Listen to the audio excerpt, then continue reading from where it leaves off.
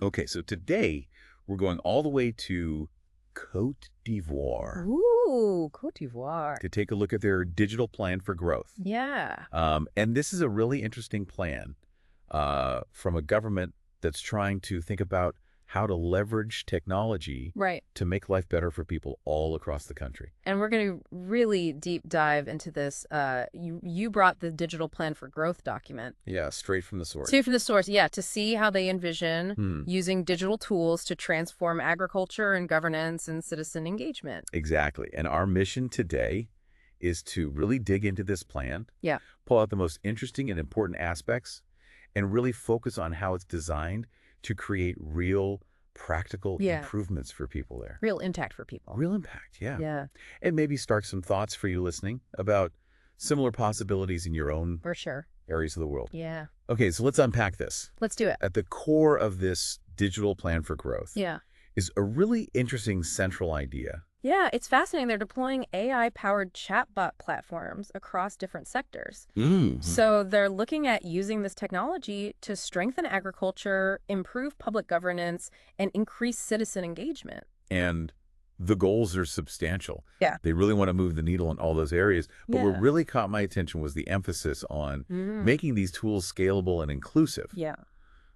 This is not just about Mm-hmm. bringing high tech to the major cities. Right. No, this is about reaching everybody. Yeah. The plan specifically focuses on reaching underserved communities and rural communities. Yeah. And they recognize that to go digital, everyone has to be able to go digital. Hmm. So to make this happen, the Société Ivoirienne de Technologie Tropicale, or I2T, is the prime contractor. I2T. I2T, yeah. And they've partnered with a Canadian AI firm called Korah Limited Interesting. for the technical development side of things. Okay, so this is not just Yeah. a future aspiration. Yeah. There's a clear timeline in place. They have a timeline. Yeah, it's structured in 3 phases. Okay. And the entire rollout is planned over 18 months. Okay, that's a real commitment. It is. That's a real commitment to actually Absolutely. doing this and moving forward. Not just talking about it. Yeah, exactly. Like, you're going to do it. So let's get into some of the specifics now. Okay. The first application that really jumped out at me was Yeah. the digital farmer assistant. Okay.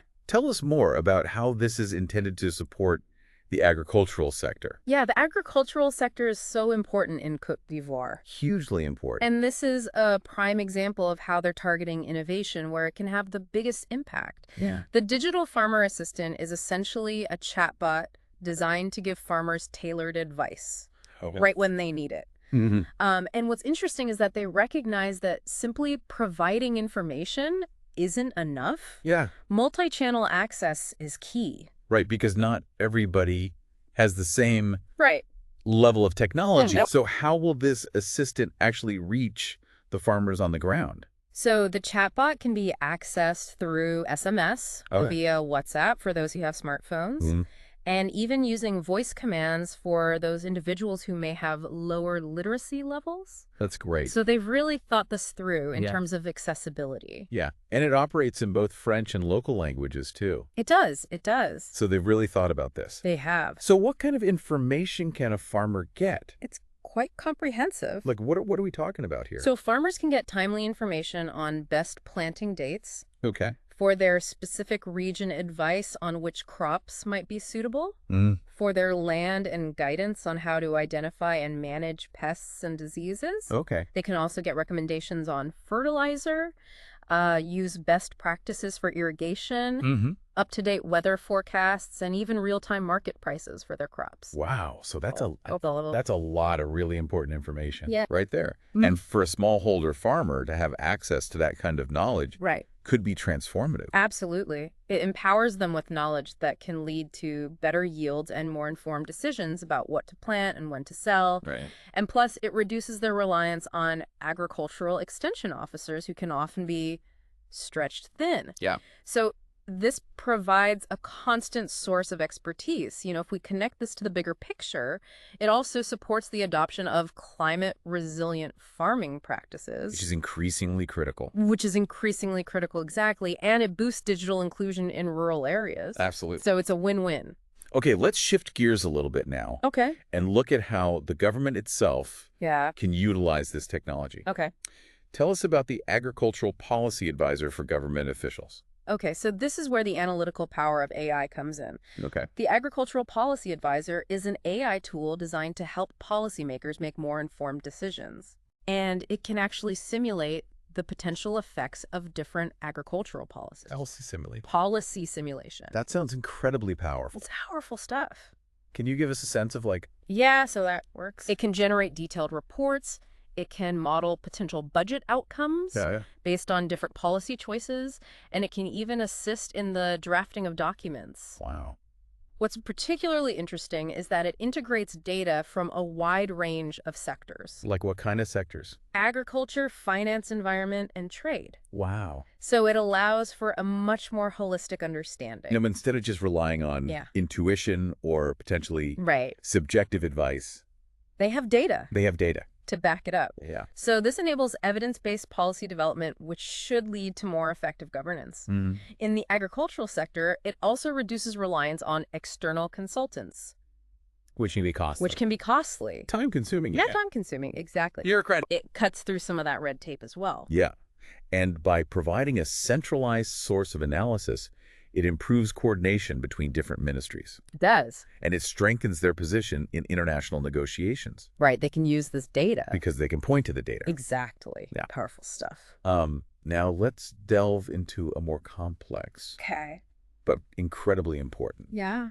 area: land conflict. Land conflict. The Land Conflict Resolution Assistant. Okay. Sounds like it could address a really critical issue. Land disputes can be a major cause of instability Yeah. and hinder economic and social development. Huge. The Land Conflict Resolution Assistant is a chatbot that's trained on Ivorian land tenure laws, Okay. traditional agreements regarding land use, historical land registry data, and records of past disputes. So it's almost like having this readily accessible Right. legal expert Yeah. that specializes in land issues. Available to land officers and local leaders. Yes. Exactly. Really In a complex. supportive capacity. So it assists them in the complex process of resolving disputes and provides guidance on documentation and legal procedures. So it's not meant to replace human judgment Right. Yeah. or mediation. It's a resource to support those on the ground. And the impact on communities could be substantial. The plan anticipates a reduction in the frequency and intensity of land conflicts, Okay. which should lead to greater stability and increased trust in communities. So by helping to clarify land rights and navigate situations with overlapping claims, it supports the formalization of land ownership. Right. And that increases confidence in long-term investment. Right. Okay. Yeah. So moving on to another aspect of citizen engagement. The plan includes a citizen feedback and transparency platform. Citizen feedback and transparency platform. This sounds like it could create a much more direct line of communication It's a direct line. between the people and the government. That's the aim. This chatbot platform allows citizens to ask questions about government projects in their area, report instances of corruption or mismanagement, provide feedback on public services, and stay informed about important updates. So it's a two-way street. It's a two-way flow of information. Yeah. Citizens can voice their concerns and seek information, and the government gains real-time insights into what's happening at the local level. Yeah. So it enhances transparency, which is fundamental for building trust. Right.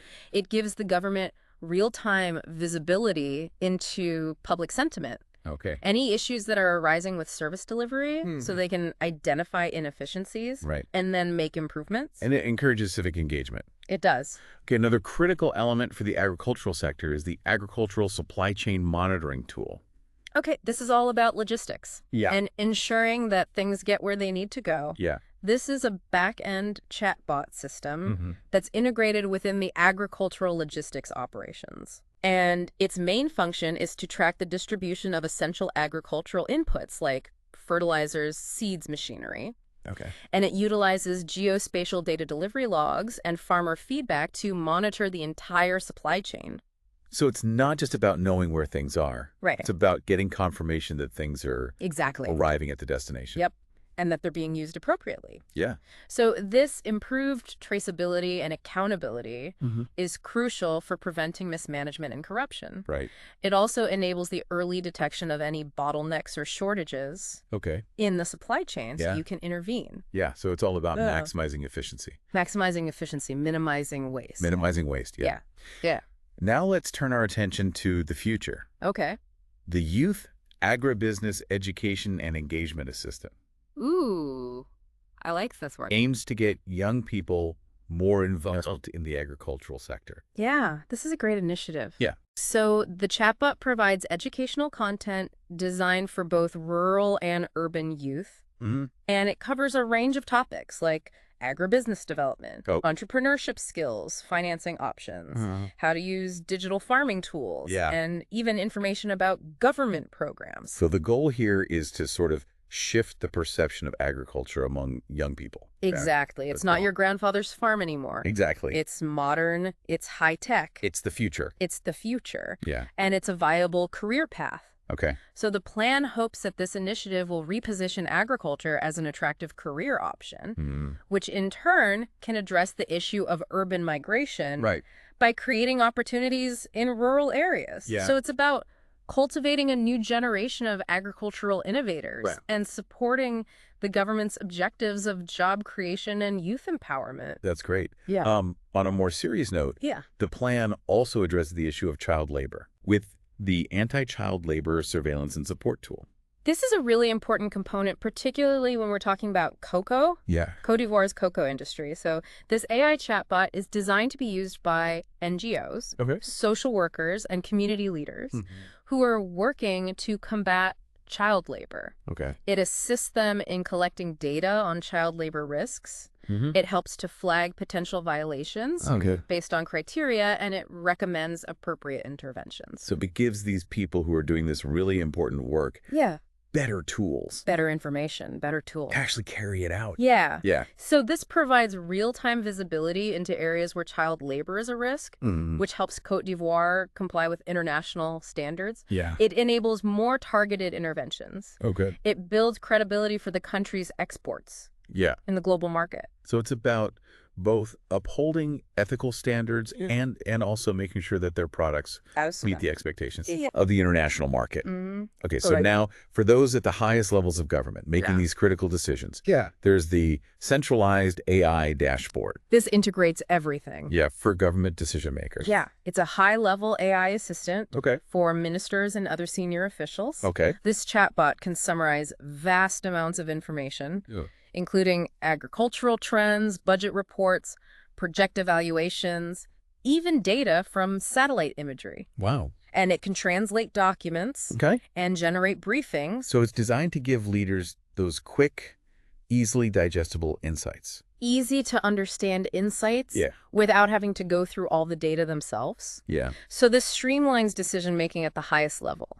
It reduces the time spent analyzing data, enhances coordination between ministries, improves preparedness for crises by giving them the right information at the right time. So looking at all these different applications, it's clear that this is a really comprehensive and ambitious plan. It is. What are some of the overarching or cross-cutting benefits that kind of connect all these different initiatives? So there are several key advantages that are common across all of these things. Like what? So the chatbots offer 24/7 availability. Which is crucial for responding to things quickly. They significantly improve institutional memory by storing vast amounts of information. They have a strong focus on inclusivity, ensuring access for rural populations, non-French speakers, youth. It's designed to be scalable with the potential for national or even regional expansion in the future. It's adaptable to evolving needs. And finally, by integrating data across government departments and sectors, it reduces duplication of effort and promotes efficiency. It really does sound like a thoroughly integrated and forward-thinking approach to national development. It is. So with so many different initiatives being proposed, where does the plan suggest starting? So they clearly identify the top 3 initiatives for the initial phase. The Digital Farmer Assistant, the Agricultural Policy Advisor for Government, and the Citizen Feedback and Transparency Platform. So what's the reasoning behind prioritizing those 3? It comes down to their potential for high impact. In key areas, the Digital Farmer Assistant has the potential to boost productivity, drive economic growth, and enhance food security. The Agricultural Policy Advisor is crucial for more effective governance in the sector, and the citizen feedback platform is seen as vital for strengthening public trust.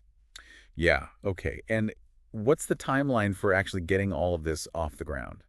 So the overall deployment is expected to take between 12 to 18 months.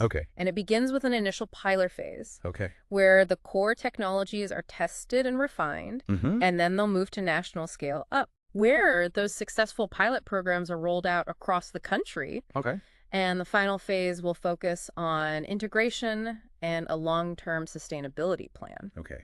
It sounds like a very well thought out and ambitious plan. It is. With the potential to truly transform Côte d'Ivoire. Absolutely. And it demonstrates the potential of technology to address national challenges. It's been really insightful to deep dive into this plan. It really brings home how these tools aren't just abstract concepts. They can create real change in agriculture, in governance, in the way that citizens interact with their government. And that raises a really interesting point. What's that? Think about how technology, when it's implemented strategically and inclusively, can be a driver for national development in a variety of contexts. That's a good point to leave people with. I think so. Yeah, it really makes you think.